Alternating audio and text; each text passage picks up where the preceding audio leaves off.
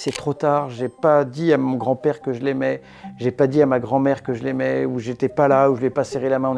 Non, c'est jamais trop tard en fait. On a encore le sens qu'on peut faire quelque chose pour eux. C'est d'abord ça le purgatoire. C'est un temps de purification passive qu'on vit déjà ici-bas et il y a des liens qui se font aussi. Le purgatoire, c'est une épreuve de rattrapage. Bonjour à tous, nous sommes très heureux de vous retrouver. Aujourd'hui, on s'attaque à un sujet chargé d'idées reçues et qui fait parfois peur, le purgatoire. Quel est ce lieu où vont les âmes après la mort? Est-ce déjà l'enfer ou au contraire le paradis? Que sait-on du purgatoire? Est-ce un lieu de souffrance? Qui est concerné et pourquoi? Pour en parler, nous recevons Don Paul Denisot, prêtre en mission au sanctuaire Notre-Dame de Montligeon et auteur d'un livre sur le purgatoire. Mais avant de commencer, n'hésitez pas à vous abonner à notre chaîne YouTube pour ne manquer aucune de nos vidéos. Bonjour mon père. Bonjour Louis. Merci beaucoup de venir nous rencontrer. Alors aujourd'hui, on ne va pas parler de l'enfer ni du paradis, mais nous allons parler d'un lieu finalement assez méconnu, le purgatoire. Alors dans l'imaginaire collectif, il est souvent associé à un lieu, disons plutôt sombre, avec des flammes, un peu comme si c'était finalement un avant-goût de l'enfer. Un enfer light. Mais c'est pas du tout le cas. Un avant-goût de l'enfer, ou alors on l'a mis en moyen terme entre il y a le ciel d'un côté, l'enfer de l'autre et le purgatoire au milieu, alors que non. Le purgatoire, c'est vraiment l'antichambre du ciel, c'est ce temps de préparation au ciel, donc c'est d'abord une réalité lumineuse et qui n'a rien d'obscur, même s'il y a effectivement une souffrance et on en parlera. Alors justement, s'il n'y a pas de flamme, si ce n'est pas l'enfer, si ce n'est pas le paradis, est-ce qu'on sait un peu à quoi ça ressemble finalement? On a l'impression que c'est un lieu un peu vide, un peu comme une espèce de limbe perdue. Est-ce qu'on en a une représentation? Alors c'est ça qui est difficile, c'est qu'on essaye de se représenter et les représentations ne sont pas fidèles à la réalité. On essaye d'imaginer le ciel alors qu'on voit le ciel lumineux, un ciel bleu, des nuages. Quand on parle de l'enfer, on voit les entrailles de la terre, un lieu caverneux. Tout ça, ce sont des représentations dont on se sert pour essayer de dire quelque chose. Mais l'Église nous met toujours en garde avec ce genre de représentation parce qu'elles ne disent pas la réalité et parfois elles peuvent justement la biaiser. Le purgatoire, c'est pas d'abord un lieu, c'est d'abord un état. Alors on peut en dire quelque chose, c'est un état de purification après la mort. Donc les âmes, on peut dire déjà qu'elles sont sauvées parce qu'elles savent qu'elles vont voir Dieu face à face. Elles ont été jugées. Même les mystiques disent que, comme Sainte Catherine de Gênes, qui a beaucoup écrit qui a écrit un traité qui est devenu le traité du purgatoire, eh bien elle dit que les âmes se jettent en purgatoire. Donc il y a quelque chose d'une espèce de consentement à ce qui se passe. Et puis c'est un temps de guérison, comme le dit le curé d'Ars quand il dit l'infirmerie du bon Dieu. Donc on va parler en images de ce que c'est, mais attention à ne pas nous arrêter aux images. Elles doivent dire une partie de cette réalité. Alors si on rentre un peu plus dans la réalité de ce qu'est le purgatoire, qu'est-ce qui s'y passe finalement?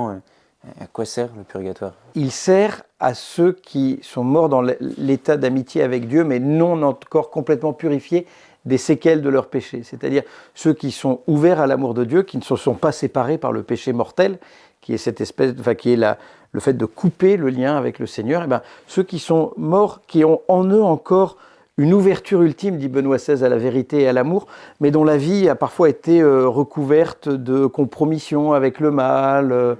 Et pourtant, cette compromission n'a pas étouffé l'ouverture à l'amour. Et bien, Benoît XVI dit, que se passe-t-il pour ces personnes-là? Eh bien, au jugement, il y a ce temps encore de guérison, qu'on appelle le temps de purification, le temps de purgatoire, besoin de guérir, besoin aussi d'expier. C'est un mot aussi qui n'est pas très à la mode, mais qui revient mystérieusement à la mode, l'expiation. D'ailleurs, le besoin d'une justice, non pas d'une justice punitive, non pas d'une justice de vengeance, mais de la justice de Dieu qui me transforme intérieurement pour me rendre conforme à son image. Donc c'est un temps d'accouchement, c'est un temps de guérison, et c'est ça le purgatoire, c'est le temps du désir de Dieu, le désir de voir Dieu qui me creuse et qui me transforme pour me rendre saint à l'image de Dieu, parce que soyez saints comme je suis saint, c'est l'invitation du Seigneur dans le livre du Lévitique, ou soyez parfaits comme votre Père Céleste est parfait, nous dit Jésus. C'est encore le temps où justement j'expie, c'est-à-dire que toutes les injustices que j'ai pu mettre dans le monde par ma faute, eh bien, elles sont réparées en me transformant. Je pense que c'est quelque chose d'intéressant, l'expiation, au beau sens du terme, pas de encore une fois, pas une sens masochiste et malsaine. Et puis le sens de la miséricorde, c'est-à-dire le Seigneur me guérit, me lave, me rend ma dignité. Est-ce qu'il y a tout de même une forme de souffrance? Alors on sait que c'est souvent associé à ça. Est-ce que le purgatoire est un temps de souffrance aussi? Est-ce qu'on sait de quoi Alors les mystiques disent les deux. Oui. Sainte Catherine de Gênes, Saint Augustin, Saint Thomas d'Aquin disent il y a à la fois la joie, Oui. et une joie immense telle qu'on ne connaît pas ici-bas. Oui. La joie de se savoir sauvé, c'est-à-dire qu'on n'est plus dans le croire, on est dans je sais. Je sais, et Dieu m'a sauvé, et le Père veut me faire partager sa gloire, et je vais goûter à un bonheur inouï. Et donc il y a cette joie-là. La joie aussi d'être dans la grâce, dans l'amour de Dieu. La joie de ne plus pécher. Donc il y a des joies au purgatoire, des joies immenses, telles qu'on n'en connaît pas ici-bas, dit saint Augustin. Mais il y a aussi une souffrance immense, telle qu'on n'en connaît pas ici-bas. Et je pense qu'il y a deux modalités de cette souffrance. La première modalité de cette souffrance, la plus fondamentale, c'est je suis sauvé, je vais goûter à une joie, mais je n'y goûte pas encore. Comme lorsque un fiancé ou deux doit retrouver sa fiancée, ou deux personnes qui s'aiment doivent se retrouver après un long temps d'absence. Il y a une espèce de désir profond de serrer à nouveau l'autre dans ses bras, de le retrouver. Et puis on ne le voit pas encore, on ne le touche pas encore. Et donc plus le temps passe, plus c'est insupportable, et plus ensuite, plus le désir se creuse parce qu'on sait qu'on va bientôt y arriver. Et donc, vous voyez, c'est une belle souffrance du désir qui ouvre le cœur.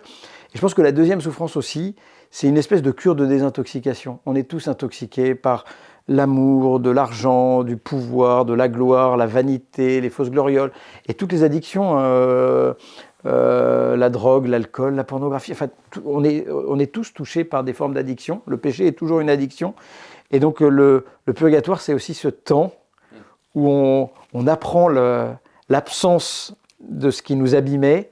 Et je pense que c'est un temps douloureux aussi, parce que c'est un temps pour devenir libre. C'est un temps de salut. C'est jamais heureux, une cure de désintoxication, et pourtant, ça fait du bien parce que ça nous libère. Donc, je pense que c'est les deux souffrances dont on peut parler pour le purgatoire. Alors, il y a une question qui revient beaucoup aussi.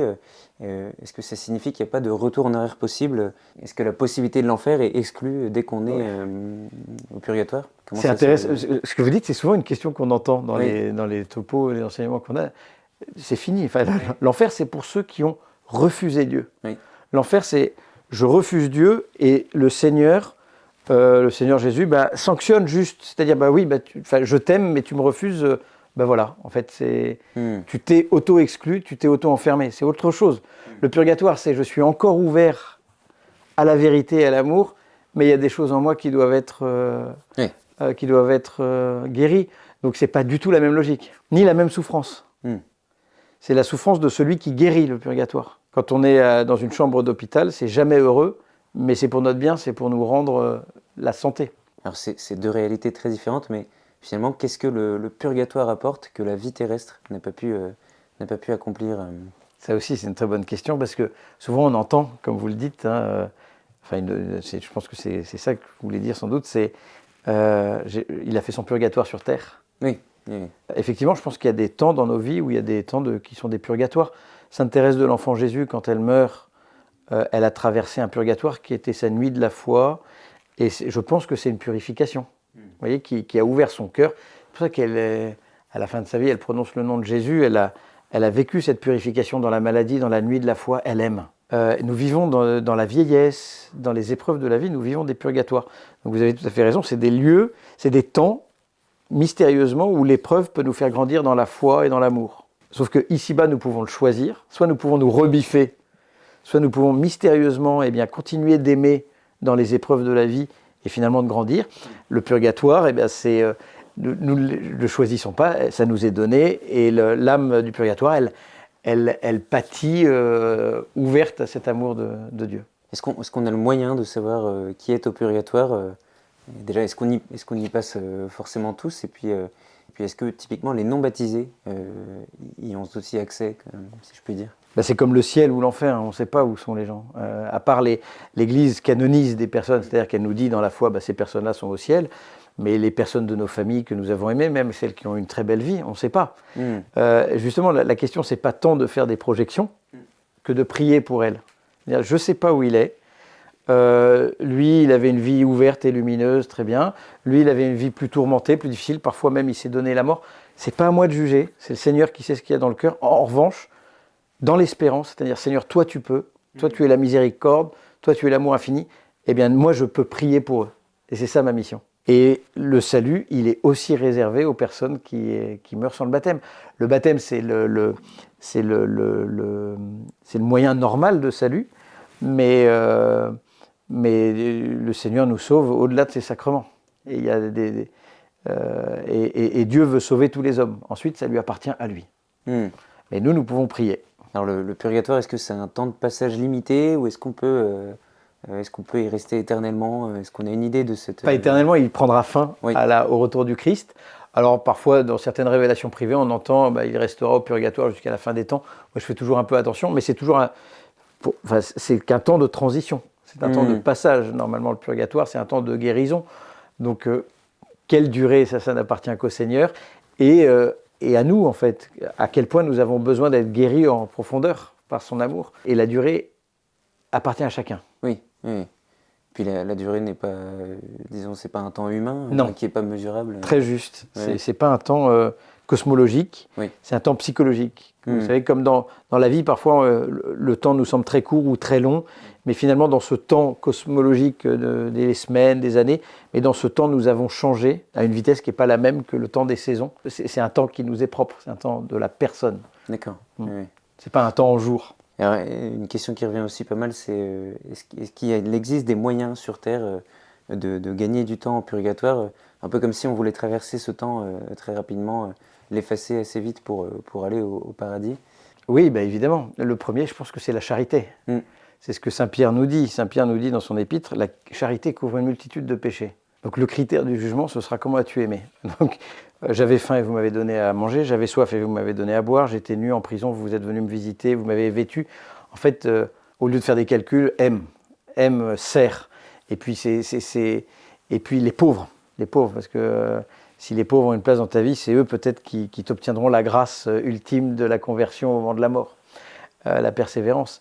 Mais ensuite, il y a tous les moyens que l'Église nous donne. Il y a l'indulgence. L'indulgence plénière, c'est pas un truc mécanique, tu fais ça, tu as un bon point. Mais l'indulgence plénière, les conditions de l'indulgence plénière pour la recevoir, c'est de se confesser, c'est-à-dire de vouloir se convertir, de communier, donc recevoir le corps du Christ, c'est la vie chrétienne, de prier aux intentions du Saint-Père, ça nous rappelle qu'on est membre de l'Église, et donc c'est pas juste moi, mais j'avance avec toute l'Église. Une œuvre de miséricorde, ça peut être un pèlerinage, prier sur une tombe, visiter un malade, enfin il y a plein de choses, une demi-heure d'adoration, un chapelet, pour nous dire voilà, la prière aussi me fait grandir, et puis surtout le plus important, de refuser toute trace, tout lien au péché. Voilà. L'indulgence plénière, cette démarche d'indulgence, nous pouvons obtenir une indulgence plénière pour la demander pour un défunt ou la demander pour nous-mêmes. Et elle s'est donnée dans tous les événements tous les jours, on peut en recevoir. Alors j'imagine qu'il ne faut pas faire tout ça juste pour avoir l'objectif de gagner du temps au purgatoire. Non, l'objectif c'est d'aimer. Oui. Si j'aime le Seigneur, et l'objectif, vous avez raison, c'est pas le purgatoire. Le purgatoire, c'est une épreuve de rattrapage. Sainte Thérèse de l'Enfant Jésus, elle dit vous devez demander le ciel. Votre objectif, c'est le ciel. Le purgatoire, ce sera pour ceux qui auront méprisé la puissance de la miséricorde de Dieu. C'est ce que dit Sainte Thérèse. Quand vous aimez quelqu'un, quand vous aimez vos parents, votre père, vous ne l'aimez pas en vue d'eux, vous l'aimez et c'est parce que vous l'aimez avec vos limites et vos fragilités, il vous aime. Alors vous avez cité plusieurs fois Sainte Thérèse. Est-ce que des saints ont eu des visions du purgatoire? Déjà, en fait, comment on sait des choses sur le purgatoire alors qu'aucun vivant ne l'a expérimenté finalement? Je pense qu'on sait des choses sur le purgatoire parce que le purgatoire, c'est un temps de purification passive qu'on vit déjà ici-bas et il y a des liens qui se font aussi. Je pense qu'il y a des ressemblances avec l'épreuve, la nuit de la foi, la maladie.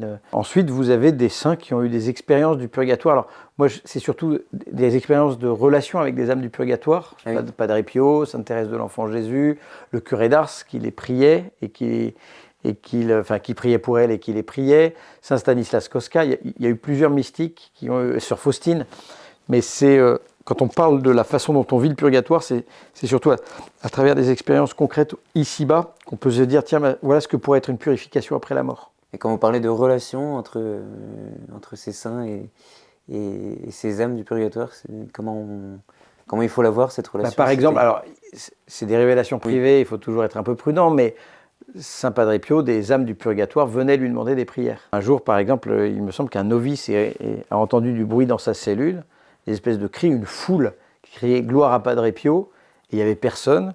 Et Padre Pio lui a dit ça, ce sont les âmes du purgatoire qui me remercient d'avoir prié pour elles. Donc en fait, dans ces expériences, il y a surtout le sens que les âmes du purgatoire viennent demander des prières aux vivants, c'est arrivé à Sœur Faustine par exemple, et qu'ensuite, ces âmes du purgatoire intercèdent déjà pour les vivants. Donc ça, c'est intéressant, parce que derrière, il y a quelque chose de la communion des saints. On parle souvent des âmes du purgatoire. Pourquoi c'est si important de prier pour les défunts ?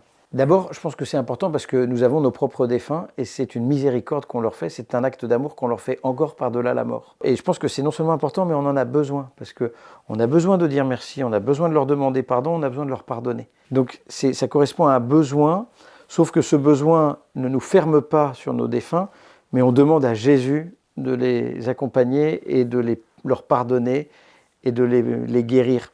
Donc ce qui est très beau, c'est qu'on a encore le sens qu'on peut faire quelque chose pour eux. Et donc ça, c'est d'abord ça le purgatoire. Pour nos défunts, mais ça doit s'ouvrir à tous les défunts. C'est une œuvre de miséricorde qui s'ouvre aux défunts pour qui personne ne prie, ceux qui sont morts dans les guerres et qui sont inconnus de tout le monde, les orphelins qui sont morts.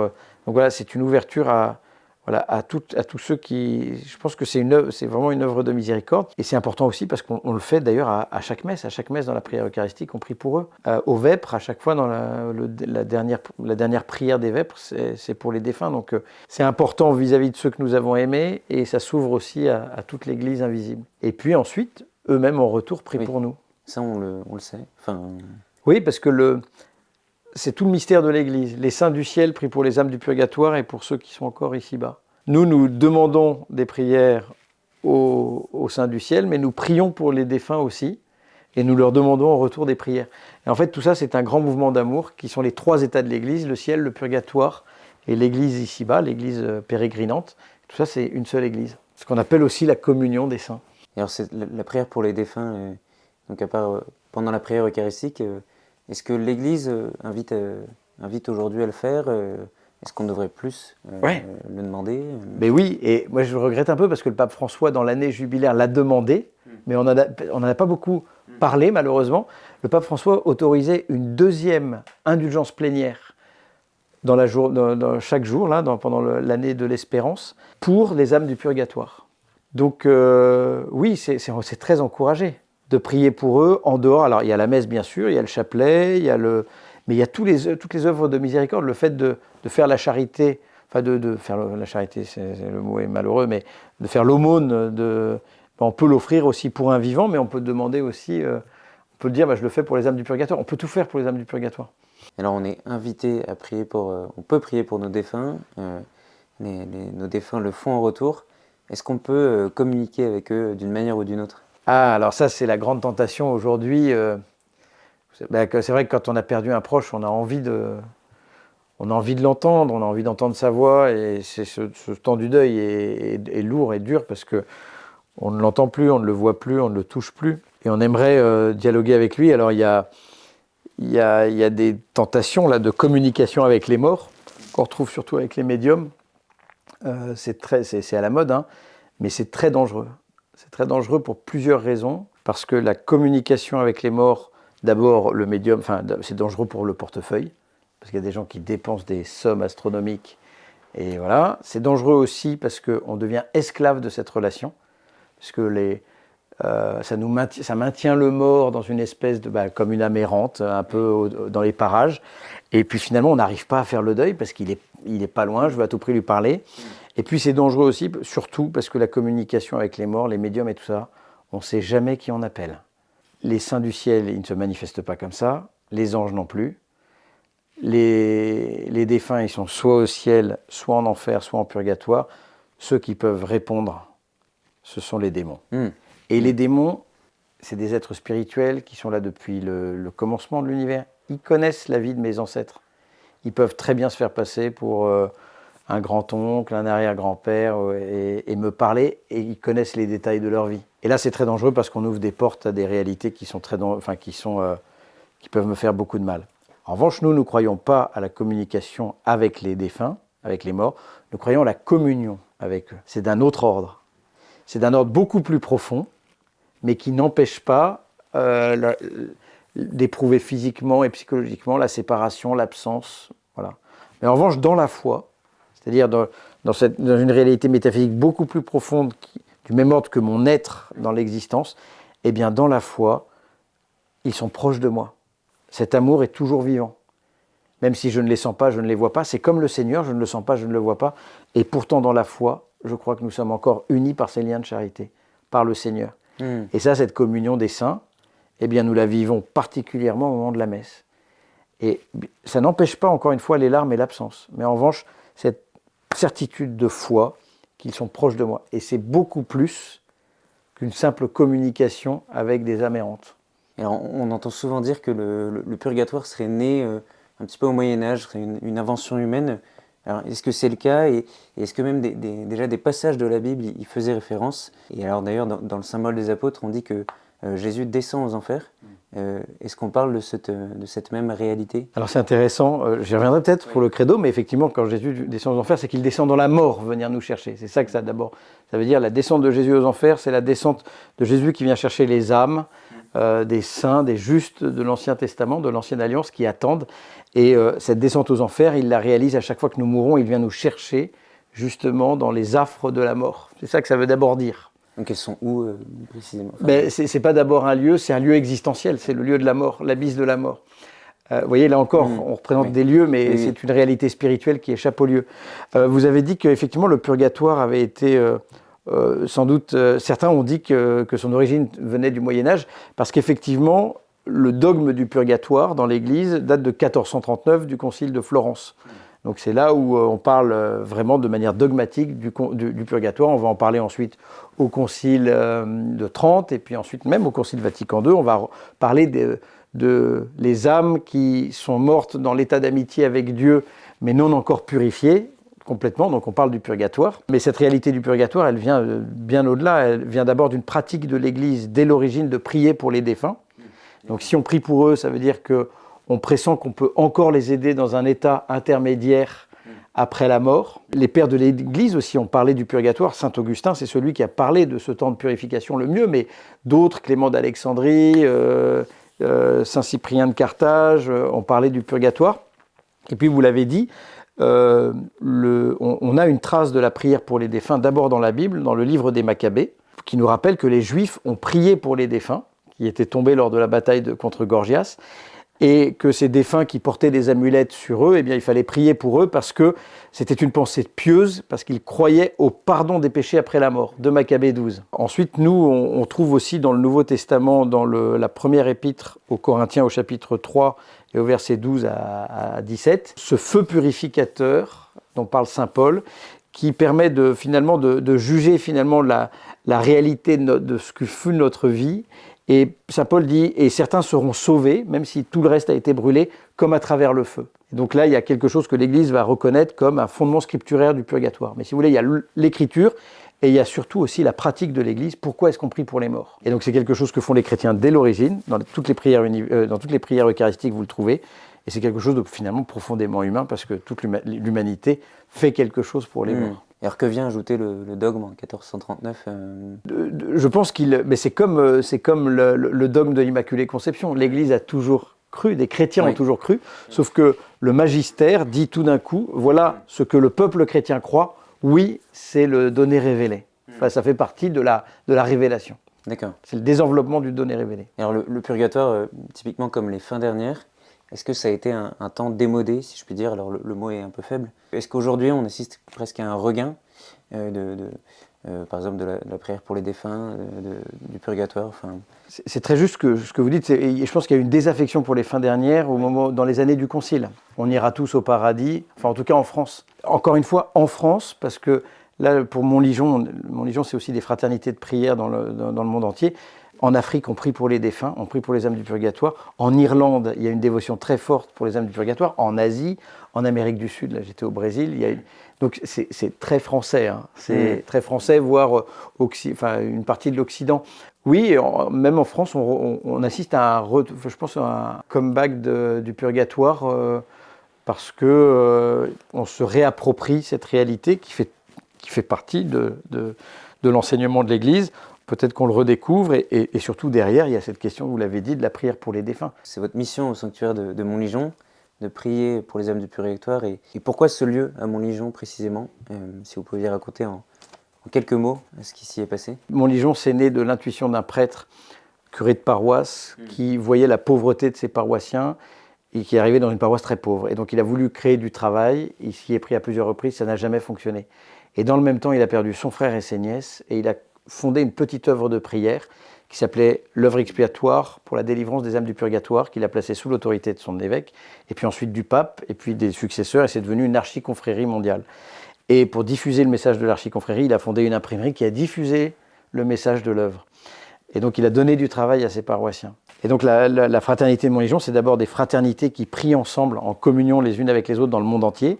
C'est des messes célébrées tous les jours pour toutes les personnes recommandées à la fraternité depuis 1884. On peut encore s'inscrire, on peut inscrire ses défunts, on peut s'inscrire soi-même, demander le bénéfice de cette messe perpétuelle. Et donc, si vous voulez, on prie pour les défunts et en retour, ils donnent du travail à l'ouvrier. C'était ça l'intuition du fondateur. Je pense que c'est important et c'est même hyper pertinent. Il y a même un petit côté rebelle et punk de prier aujourd'hui pour les âmes du purgatoire. D'abord parce qu'il y a un petit côté vieillot, rigolo à décrasser, mais très réel et très profond dans la foi de l'Église. Le deuxième concile du Vatican, avec Lumen Gentium, parle aussi de la prière, du purgatoire. On n'a pas abandonné les catéchèses des papes jusqu'à François, et même récemment Léon, je ne sais plus à quel moment, mais voilà, en fait, les papes ont reparlé toujours du purgatoire, il n'a pas disparu. Je pense que c'est pertinent pour plusieurs raisons. D'abord parce qu'on parle de la mort et de l'au-delà. On est dans un monde qui est complètement fermé sur lui-même, et dans ce monde qui est complètement fermé sur lui-même, c'est pas pour rien que le pape François a voulu l'année de l'espérance. Il nous faut quelque chose qui ouvre cette cloche, et les fins dernières, la prédication des fins dernières, le ciel, le purgatoire, le jugement, ça donne de l'air en fait à nos vies, ça donne un sens. Sinon, nos existences, elles n'ont aucun sens. Donc je pense que ça fait partie de cette prédication. Ensuite, le purgatoire, ce qui est génial, c'est que ça rejoint beaucoup de nos contemporains qui n'ont pas la foi et qui se disent « c'est trop tard, j'ai pas dit à mon grand-père que je l'aimais, j'ai pas dit à ma grand-mère que je l'aimais, ou j'étais pas là, ou je lui ai pas serré la main. » Non, c'est jamais trop tard en fait. Tu peux toujours prier pour eux, tu peux toujours toucher le cœur de ceux que tu as aimés. Et c'est pas pour rien qu'à Montligeon, on accueille des personnes en deuil qui reviennent doucement à la foi ou qui se posent la question parce qu'ils se disent « c'est pas possible que la personne que j'ai aimée ait disparu ». Et la prière pour les âmes du purgatoire, c'est ça aussi, c'est de dire tu peux encore confier celui que tu as aimé au Seigneur, lui, il lui donne la vie éternelle. Et toi, tu peux encore toucher son cœur, c'est magnifique. Tu peux encore lui demander pardon pour le mal que tu lui as fait. C'est jamais trop tard. Tu peux encore lui dire merci. C'est très missionnaire en fait. Il n'y a pas plus missionnaire que prier pour les défunts. Enfin si, il y a plein d'autres choses. Il y a l'amour de Jésus évidemment pour chacun de nous, mais ça en fait partie en fait. Alors pour quelqu'un qui ne saurait pas trop comment s'y prendre, comment prier simplement pour les âmes des défunts? Est-ce qu'il y a des choses qui existent? Comment on fait? Alors déjà nous, sur le site du sanctuaire, et c'est gratuit, sur le site du sanctuaire, il y a tout un kit de prières qu'on peut faire, prières au cimetière, prières quand je viens d'apprendre la mort d'un proche, pour nous aider, pour nous guider. Il y a des psaumes, des textes de la parole de Dieu qui sont bouleversants.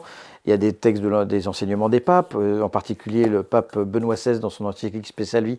C'est vraiment magnifique. Je vous invite à le redécouvrir parce que c'est un trésor que le Benoît XVI a laissé à l'Église, parmi les nombreux trésors qu'il a laissés.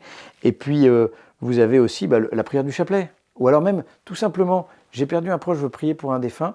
Je vais dans une église, là où je suis, pas loin, je vais en pèlerinage, je vais prier devant la statue de la Vierge Marie. Ou alors, je vais à la messe là, et j'assiste à la messe en offrant cette messe pour Seigneur, je suis là pour t'offrir mon grand-père, telle personne qui est décédée, et j'aimerais que tu touches son cœur. Alors, il y a un sujet qui revient beaucoup sur les amérantes. Qu'est-ce qu'on entend par là et qu'est-ce que l'Église dit à ce sujet? C'est vrai qu'on entend parler des amérantes, c'est-à-dire d'âmes qui seraient dans une espèce de no man's land, pas en enfer, ni au purgatoire, ni au ciel, mais dans une espèce de... qui seraient encore dans les parages et qui erreraient, et qui se manifesteraient aux vivants. En fait, je pense que les amérantes, c'est un peu une invention de ceux qui ne croient pas au purgatoire. Parce que pour nous, il n'y a aucune âme qui n'échappe au Seigneur, en fait. Elles sont toutes dans l'amour de Dieu. Dieu est le Créateur, il a chaque âme dans sa main, dans son amour. Et donc, les âmes, elles sont soit en enfer, parce qu'elles ont refusé le Seigneur, soit dans cet état d'auto-exclusion, soit au ciel, soit au purgatoire. Et au purgatoire, parfois, effectivement, on peut voir qu'elles se manifestent. Notamment, saint Thomas d'Aquin disait qu'elles avaient un lien particulier avec le lieu où elles avaient vécu. mais elle ne se manifeste jamais pour faire peur, ou elle ne se manifeste jamais pour révéler des secrets sur l'au-delà. Si elle se manifeste, et c'est exceptionnel, il faut faire toujours attention avec ça, c'est toujours pour demander des prières. Mais elles sont justement ce que les gens peuvent appeler les âmes errantes. Ben nous croyons au purgatoire, c'est-à-dire qu'elles sont dans ce temps de purification, et parfois, mystérieusement, elles peuvent se manifester aux vivants pour leur demander des prières. On l'a dans la vie de Sœur Faustine, qui a des songes de ses sœurs défuntes, on l'a dans la vie de Padre Pio, mais il n'y a aucune âme qui erre comme une âme en peine. Ça, c'est une vision un peu romantique, peut-être de tradition, et même de tradition chrétienne qui ne croit pas forcément au purgatoire. On a essayé de faire une pirouette pour trouver un lien avec les morts, sans doute. Et nous avons ce temps du purgatoire qui est pas un no man's land, encore une fois. Et alors pour quelqu'un qui connaît un suicide dans sa famille, est-ce qu'il peut prier pour son âme? Est-ce qu'il sait où elle est? Est-ce qu'elle peut être au purgatoire? D'abord, je pense que le purgatoire pourrait être un temps pour... c'était le père Daniel Ange qui disait que ça pourrait être un temps pour ceux qui se sont donné la mort, qui ont désespéré, pour réapprendre l'espérance. Je trouvais ça très beau. Le suicide, vous le savez, c'est grave. C'est grave pour plusieurs raisons. C'est grave parce que, d'abord, nous chrétiens, nous croyons que la vie est un don de Dieu et qu'on n'en dispose pas comme on veut. C'est un cadeau, mais dont je suis l'intendant. C'est grave aussi parce que j'ai une inclination à la vie et le suicide va contre cette inclination. C'est grave aussi pour d'autres raisons, mais en particulier parce que je démolis ceux que j'aime. C'est-à-dire que si je me donne la mort, même si j'écris une jolie lettre, hein, on le voit à Montligeon, jolie lettre à ceux qui restent, mais ceux qui restent disent mais pourquoi de toute manière on fait du mal, on fait beaucoup de mal. Donc l'acte est très mauvais. En revanche, l'Église discerne l'acte de la personne, c'est-à-dire qu'on ne sait pas ce qu'il y a dans le cœur de la personne qui s'est donné la mort, on ne sait pas les tourments qu'elle a vécus, les dépressions là. Et donc effectivement tout ça, tout ce que vit la personne, ça atténue la responsabilité. Voilà. Et donc et la bonne nouvelle, c'est que Jésus, lui, il sait. Il n'y a que lui qui peut juger. Il n'y a que lui qui sait ce qu'il y a dans le cœur, au plus profond de nos âmes. Il nous connaît mieux que nous-mêmes. Et donc, nous pouvons toujours prier pour elle, bien sûr. Et le catéchisme de l'Église catholique rappelle d'abord que Dieu veut sauver tous les hommes, et qu'ensuite, il rappelle, et c'est très beau, qu'il ne faut jamais désespérer de la miséricorde de Dieu. En revanche, ma mission, c'est pas de savoir où sont les défunts, c'est de prier pour eux. C'est de les remettre. Et vous voyez, peut-être une petite digression, mais je trouve que c'est important. Nous, les défunts, nous ne les jetons pas. Ils ne sont pas soit au ciel, soit machin, dans tel lieu ou tout ça. La prière chrétienne, c'est de dire à Jésus, prends-le auprès de toi. Parce que la vie éternelle, c'est d'être auprès de Jésus, c'est d'être avec le Seigneur. C'est ce que dit Jésus au bon larron. Aujourd'hui, tu seras avec moi dans le paradis. Ce qui compte, c'est pas le paradis, c'est tu seras avec moi. Et donc, notre prière, c'est de dire au Seigneur, accueille-le, prends-le avec toi. Donc, notre prière pour les défunts, ce n'est pas les jeter dans une espèce d'abîme, c'est de les remettre dans les bras du Seigneur. Et c'est ce que je trouve très beau à Notre-Dame de Montligeon, c'est que l'abbé Buguet a placé son œuvre sous le patronage de la Vierge Marie. Parce qu'il n'y a rien de plus universel qu'une maman.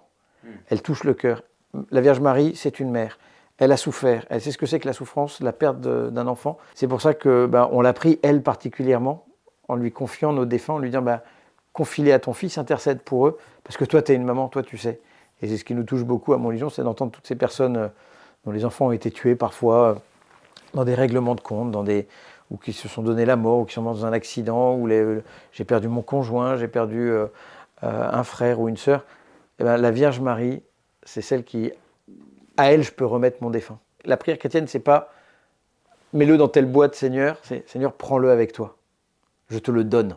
Ça aide dans ce temps du deuil, le remettre à quelqu'un de plus grand que nous, qui les aime. Merci beaucoup mon père pour ce long entretien. Merci Louis. Sur le purgatoire. Merci beaucoup à vous de nous avoir suivis.